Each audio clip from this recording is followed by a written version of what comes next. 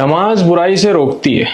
میرا ذاتی طور پر مشاہدہ یہاں پر یہ کہتا ہے کہ جو شخص نماز پڑھتا ہے نا، اس کی نماز کی کوالٹی جیسی بھی ہونی تو اچھی چاہیے، فوکس کے ساتھ ہونی چاہیے، مخارج ٹھیک ہونے چاہیے، فوکس اللہ کے ساتھ ہونا چاہیے اس وقت جب آپ دنیا سے کٹ آف ہو جانا چاہیے۔ لیکن اگر آدمی کو ویک نماز پڑھنے والا بھی ہے نا، تو آپ نوٹ ضرور کیجئے گا اس بات کو، اس کو اللہ تعالیٰ کی طرف سے ہدایت کے میسج ضرور آتے رہتے ہیں کہ تو ٹھیک نہیں کر رہا۔ جب بھی وہ گناہ کرنے کے لیے جائے گا نا، اس کو یہ میسج ضرور آئیں گے، اللہ تعالیٰ آپ کے دل کے اندر وہ ہدایت کے میسج ضرور دیتا رہے گا۔ جب بھی آپ کوئی غلط کام کرنے لگیں گے نا، تو وہ نماز کی برکت کی وجہ سے ہو رہا تھا۔ نماز تو آپ کو وہ میسیجز دے ہی رہی ہوتی ہے، اللہ کی طرف سے وہ میسیجز آ ہی رہے ہوتے ہیں گناہ سے رکنے کے لیے۔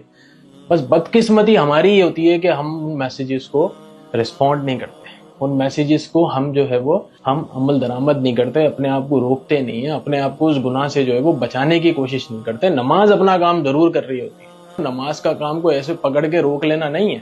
اور دوسری ڈیفینیشن میں اگر دیکھا جائے تو جس وقت آپ نماز پڑھ رہے ہوتے ہیں اس وقت آپ کوئی گناہ تو نہیں کر رہے ہوتے، تو نماز نے تو گناہ سے روک لیا آپ کو، نماز نے تو برائی سے روک لیا آپ کو۔ جو شخص بھی نماز پڑھتا رہے گا نا، پھر وہ دنیا میں جا کے کاروبار کے اندر دوسرے گناہ کر سکتا ہے۔ انسان کے پتلے ہیں، ہم سے غلطی ہو جاتی ہے، لیکن نماز آپ کو ہدایت کے میسج ضرور دیتی رہے گی۔